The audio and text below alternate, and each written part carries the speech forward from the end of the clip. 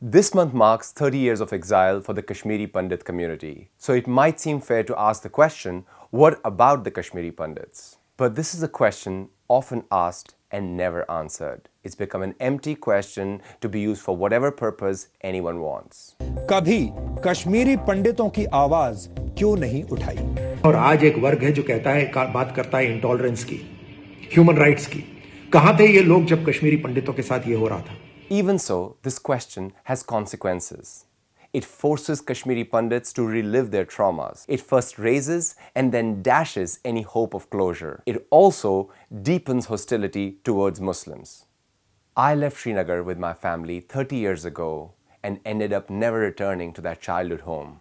I want to commemorate this 30th year of that exile by asking 3 questions, actual questions about healing and dignity for Kashmiri Pandits. First, how do we seek justice for those who were killed and get to the truth of what happened in 1990? Second, how can Kashmiri Pandit identity and culture survive? Third, what does a real future look like in which Kashmiri Pandits might return to their homes in the valley? Hundreds of thousands of Kashmiri Pandits were forced to flee.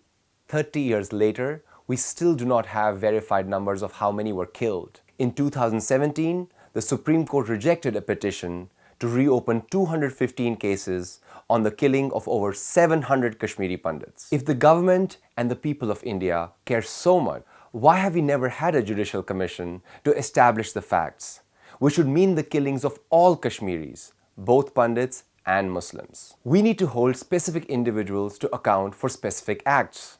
Who killed whom? And why were state functionaries unable to protect and reassure the minority community? Instead, we hear remarks like, "It was years ago. Kashmiri Pandits have done well for themselves. It's time to move on." Or else we hear, "Everyone was in on it. They have always been like this." Both push us further from truth or justice. Those who did commit the violence find strength in imaginary numbers. Those who didn't participate feel wronged. Some weren't even born in 1990, others had nothing to do with the violence. Worst of all, this attitude uses the suffering of one group to justify ongoing and new violence against others. Is that the best we can do to honor those who have been killed and those who have suffered? In the years since 1990, the great loss of the Kashmiri Pandit community has been the dissolution of their cultural world. Being Indian doesn't mean that you stop speaking Marathi, Tamil or Assamese. But for Kashmiri Pandits, it has exactly meant that, surviving at the cost of living inside their culture and their language.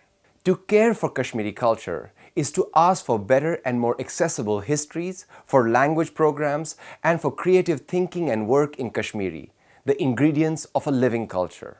But a culture has to fight terrible odds to survive if it has no locality. And the only place where Kashmiri Pandits' language and culture are at home is in the valley. Some people take great pride in Kashmiri culture and yet are asking for demographic transformation, flooding the valley with outsiders. Let's call that for what it is, an act of spite, of mutually assured destruction. Last August, the government repealed Article 35A. The law had problems that needed fixing, but despite 30 years in exile, I remained a state subject. Removing it has exposed the culture of all Kashmiris, regardless of religion, to erosion. Many states and tribal areas have legal protections to preserve their identity. Kashmir deserves the same. Otherwise, the disappearance of the Kashmiri Pandit identity completes what some believe was the goal of the violence in 1990. BJP, Congress, NC, PDP, Hurriyat, nearly everyone agrees that Kashmiri Pandits have a right to return to the valley. But rehabilitation schemes and transit camps are not much to show for all this consensus. तो sharing में रह रहे हैं, हमारी family disturb हो गई, मैं यहाँ पे हूँ, मेरी फैमिली जम्मू में है। कहाँ ये रिहैबिलिटेशन है कहाँ? गवर्नमेंट ने तो हमें वो सबज दिखा दिया कि भाई इनको प्रॉपर ले जाओ, प्रॉपर रिहैबिलिटेशन दे दो, इनकी करेंगे, इनकी करोड़ों रुपया दे दिया, लेकिन वो है कहाँ? When Kashmiri Pandits say, "Hum वापस आएंगे," what does the return look like? It cannot be the return of a terrified minority group. That's where they were in 1989, and that history could still repeat itself. It also cannot be an apartheid Kashmir, where the valley is divided into Muslim and Pandit enclaves. In any case, how would we apportion land between Kashmiri Muslims, who are 95% of the population, and Kashmiri Pandits, who would be 5% at most? A Kashmir where Kashmiri Pandits can have full democratic and human rights, where they can live as citizens without fear, can only be a Kashmir where everyone has these rights. This future is only possible through a process of truth and reconciliation, allowing for both reparative and restorative justice. We can learn from similar efforts in Southern Africa, in Northern Ireland, in Mindanao, and Colombia. That could mean economic support for homes lost. It could also mean rebuilding cultural and religious sites. But more importantly, this would mean active peace-building measures between Kashmiri Pandits, Muslims, and other communities.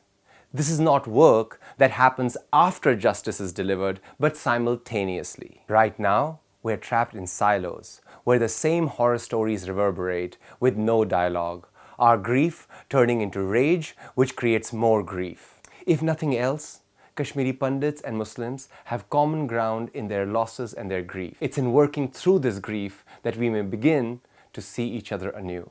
30 years marks a generation, a critical crossroads.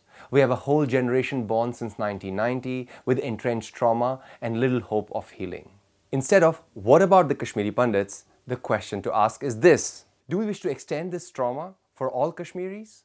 Or can we come together to support a Kashmir where they all live with dignity?